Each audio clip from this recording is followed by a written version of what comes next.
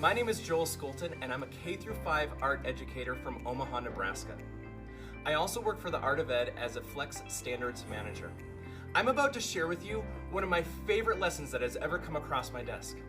Grab your pencil, let's get started. Today we're going to be looking at abstract landscapes. This lesson was originally written for artists grade 9 through 12. However, with a few modifications, I think this would work great with younger students as well. And of course, Flex makes planning easy by listing the lesson objectives, the teacher strategies, and connected state standards. But enough about that, let's dive into some art making. Step 1 states to print off a landscape for reference. If you didn't do that, that's fine, you can peek off of mine. Using a ruler and a permanent marker, I'm going to split this picture into 4 equal sections. I'll be honest, I put no thought into how big this picture was going to be, and I really didn't think that would be much of a problem. But here's a pro tip from somebody who had to do a lot of really weird measuring. I'd try my best to prepare 8x10 photos for your students and give them 16x20 paper to work with. This will make measuring so much easier for everyone involved. Next, you're going to want to grab a nice sturdy paper. I used Bristol board.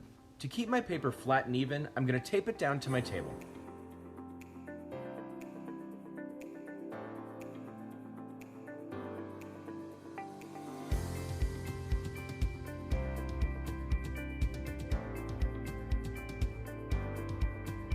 Once I've secured my paper, I'm going to separate it into 4 different sections, just like I did with my reference paper.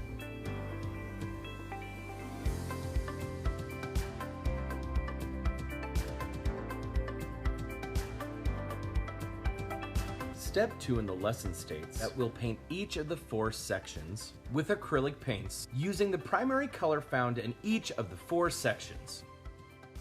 For some reason, I found this first step to be somewhat difficult. There were so many beautiful details and colors in the clouds, but again, simplifying those shapes and colors can be a really tangible exercise in abstracting an object. Oh, and because my reference sheet pops in and out of the frame, I'm going to go ahead and place mine down here in the corner for you to use as well.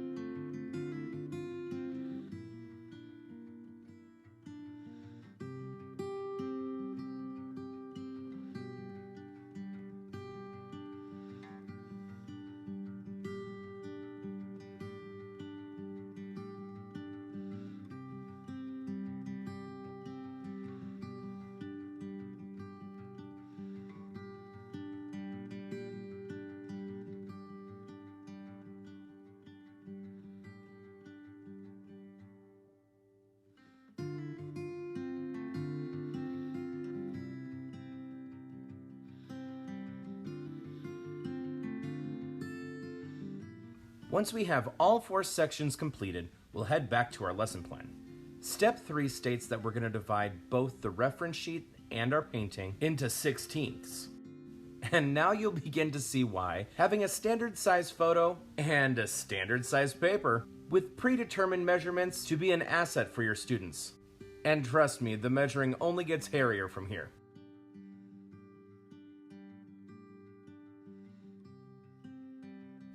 While I was working on this project, I thought about how fun it would be to have students take their own reference photos. This way, students can choose a landscape or a local landmark that is personally meaningful to them. For example, I do a photography unit with my 5th graders. While they're on their outdoor ed field trip, students could place their chosen photograph inside a clear plastic sleeve, and they could draw their measurements onto the plastic using a dry erase marker. And wouldn't it be kind of cool if you displayed both the photograph and the painting together when the students were done?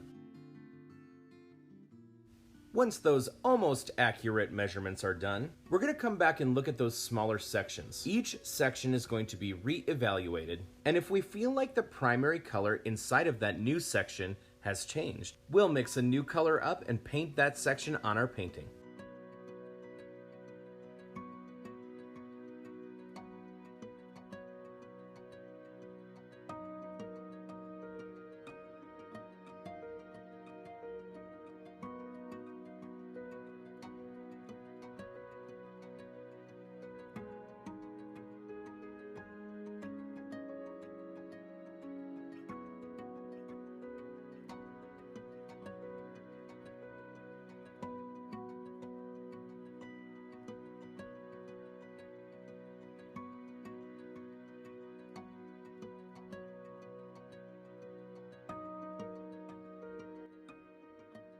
At first it didn't feel right to me to cover 3/4 of that first section with new colors. Part of me felt like maybe I didn't do a good job the first round. Maybe I should have picked or mixed my colors a little bit better. But it didn't take me very long to decide to turn off that inner critic and let the process guide me. Besides, I love mixing colors, I love spreading paint, and filling in these rectangles is kinda cathartic. Even though my lines are messy.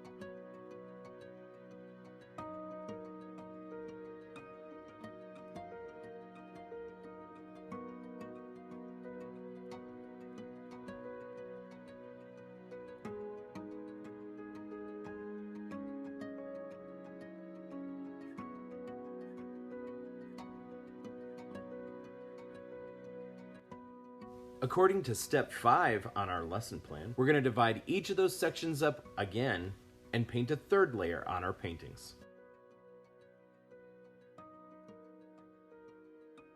To distract you from how scary my measuring's getting, I would like to spend this time suggesting that you bring a hairdryer in for this lesson. I could imagine this project having a lot of downtime if students finished a layer early but couldn't draw their measurements because their paint was still wet. I used a hairdryer throughout this painting, and it saved me a lot of time. It only takes a few minutes for the acrylic to dry.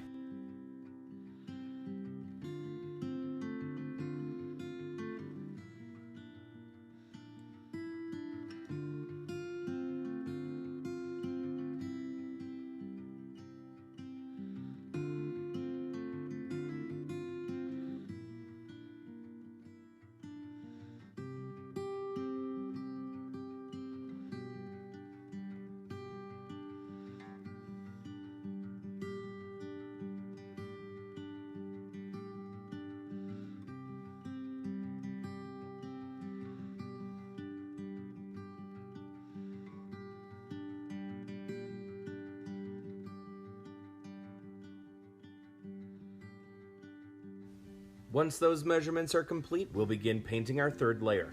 I feel like my plan of attack kind of flip-flopped throughout this painting.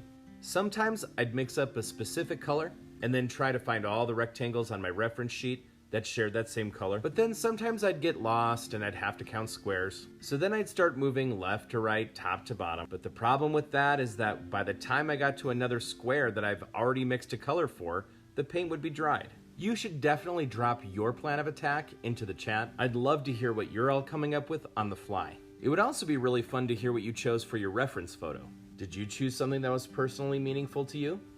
Shh, I'll let you paint now.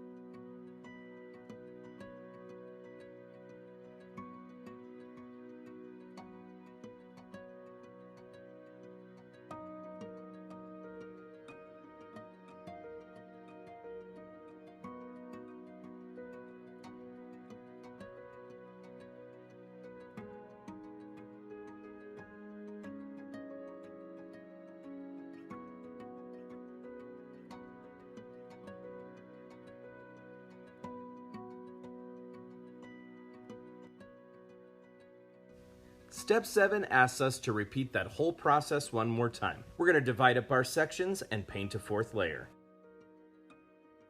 If you're a perfectionist, you're going to want to divert your eyes during this step. Maybe you can head back to your own artwork while I time-lapse this travesty.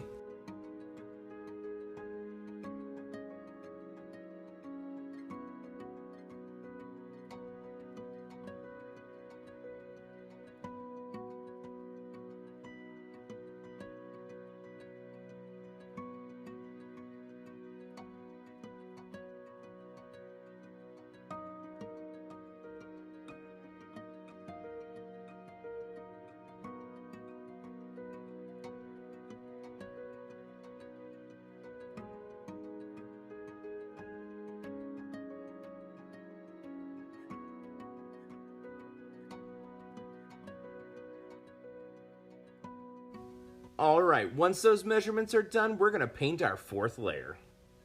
And while you're painting, I'll give you another thought to ponder. Do you think it would be important for students to paint inside those lines faithfully? As you can obviously tell, I did not. And at first, I'm sure you can see a growing theme here, it bothered me. But once the pencil lines were painted over, the imperfect shapes didn't really take away from the overall mood of the work. Again, I'd love to hear your thoughts in the chat.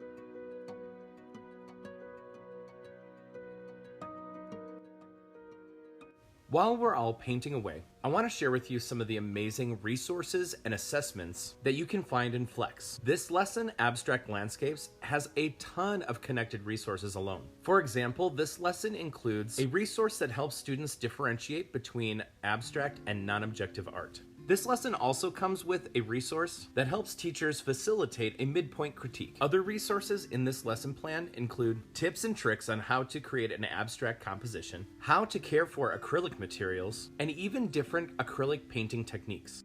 The great thing about all these resources being available at your fingertips is that you can provide them to students via your LMS or printed copies in your classroom. This allows you to customize learning for your students and frees you up to move around the room and interact with them.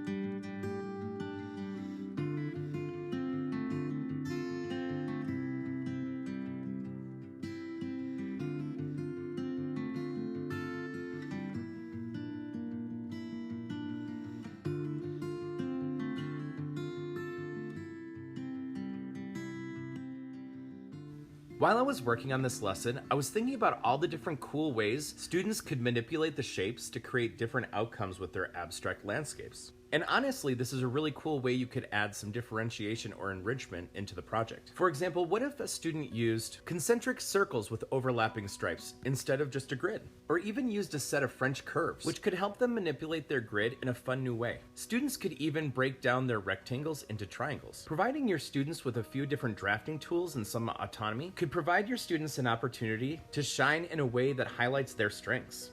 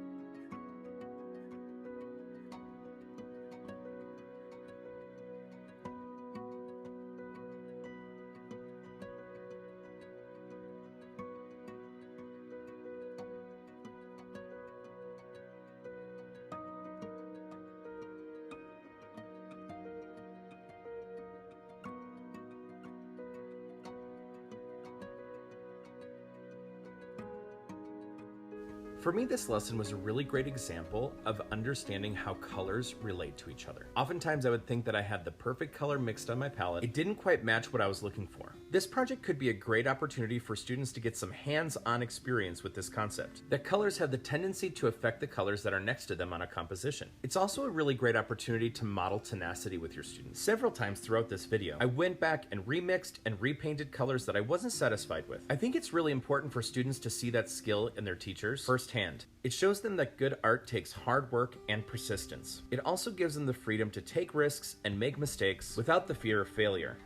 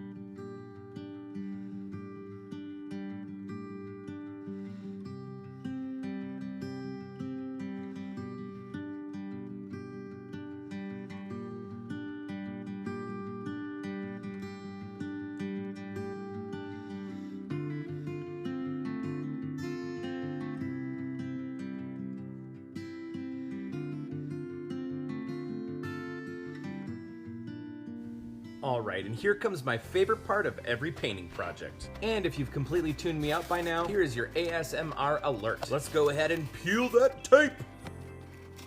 If you made art along with me today, I'd love for you to post your work using the hashtag #NowConference! I can't wait to see what you all came up with. Thank you so much for joining me in this art making activity. I hope it helped you get in the right mindset for the rest of our conference. Here we go!